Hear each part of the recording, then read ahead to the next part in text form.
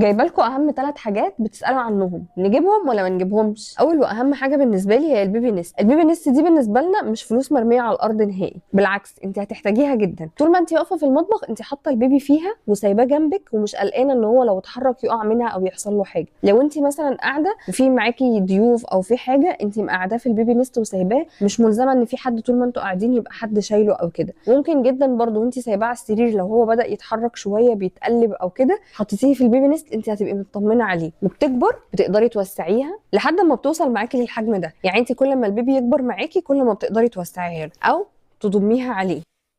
بتكون جايه معاها المخده بتاعتها وبيكون معاها اللحاف بتاعها. فمن وجهه نظري انا ومن رايي البيبي نست مهمه جدا. طيب ما فيش امكانيه ان احنا نجيب البيبي نست؟ ممكن جدا تعمليها انت في البيت. هتجيبي دفايه وتبرميها وتتنيها وتدخليها جوه كيس مخده، هتعمل معاكي البيبي نست. بس اللي هتعمليها في البيت دي هتنفعك مثلا اول شهر اللي هو لسه حجمه صغنن خالص، لكن دي بالنسبه لي بصراحه حلوه جدا، بتنفع لحد ما البيبي ممكن 4 5 6 شهور كمان. تاني حاجه معانا مخده الرضاعه. بصوا يا جماعه، مخده الرضاعه مهمه وكويسه جدا وبتنفع جدا، بس لو البيبي ما حبهاش وما اتعودش عليها مش هتعرفي تستخدميها. يعني انا مثلا لو هنتكلم عن تجربه شخصيه، انا كانت نافعاني في اول شهر، لان كمان كان الجرح مخليني مش بعرف اقعد كويس ومش بعرف ان انا اقعد القعده بتاعه الرضاعه وقت طويل، فكنت بحطها بتريحني ان هي بتخلي البيبي مرفوع ومش موطياله، يعني ولا رقبتي توجعني ولا ظهري يوجعني. بس بعد ما هو ابتدى يتنبه شويه ما بقاش يحبها، فما بقتش استخدمها. فحاليا بستخدمها له في وقت التامي تايم، الوقت اللي هو بنبقى حاطينه نايمينه على بطنه عشان نعمل له تمارين الرقبه. طيب لو ما فيش امكانيه ان احنا نجيبها ممكن نعمل ايه؟ ممكن جدا تجيبي اي مخده عاليه من عندك من البيت وتحطيه على رجلك وقت الرضاعه، هيبقى البيبي مرفوع ليكي وتقدري ترضعيه من غير ما توطي. ثالث حاجه معانا هي شنطه البيبي. انا عارفه جدا ان شنط البيبي دلوقتي بقت اسعار مهوله وبتبدا من 800 جنيه و500 جنيه ولحد مثلا 1000 ونص و2000 وممكن اكتر كمان.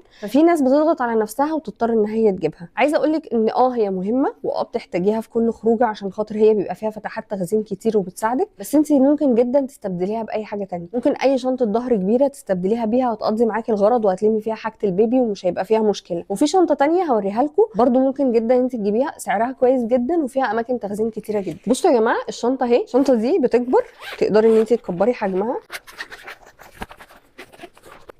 اهو اتضاعف معاكي، في نفس الوقت مليانه مساحات تخزين. بصوا في جيب هنا صغير في الظهر تحطي فيه موبايلك او الفلوس ومثلا الحاجات اللي انت بتحتاجي تطلعيها وانت ماشيه. بصوا من جوه فيها جيب برده داخلي، فيها مكان هنا لو عايزه تحطي البيبرونات، في جيوب داخليه اهي ومساحتها من جوه كويسه جدا، هتنفعك لو رايحه مشوار صغير خليها حجمها الصغير، لو رايحه مشوار هتقعدي فيه وقت كبير كفي معاكي جدا. وما تضغطوش على نفسكم ان انتوا تجيبوا شنطه البيبي اللي هي الغاليه، ممكن تجيبي دي وسعرها مناسب جدا. دي بقى عايزه اقول لك مهمه جدا جدا جدا، لازم تجيبيها. تخيلي تبقي بقالك ساعه بتنيمي في البيبي وتيجي حته دبانه رخمه تقف على وشه تصحيهولك وتهد كل اللي انت عملتيه. دي هتجيبيها بمجرد ما تحطيها على السرير وتغطيه بيها، خلاص بقى انسي موضوع الدبانه اللي بتيجي تضايقهم وتلف حواليهم دي وتصحيهم من النوم. وعايزه اقول لك برده سعرها مناسب جدا وموجوده في كل محلات مستلزمات الاطفال، يعني سهل تلاقيها وسعرها في المتناول جدا. دي بقى اللي نقدر نقول ان هي ملهاش بديل فعلا. وخلونا نفيد بعض واكتبوا لي في الكومنتات ايه هي اهم حاجه جبتيها وما ندمتيش ان انت جبتيها، وما تنسوش اللاف الجميل بتاعكم.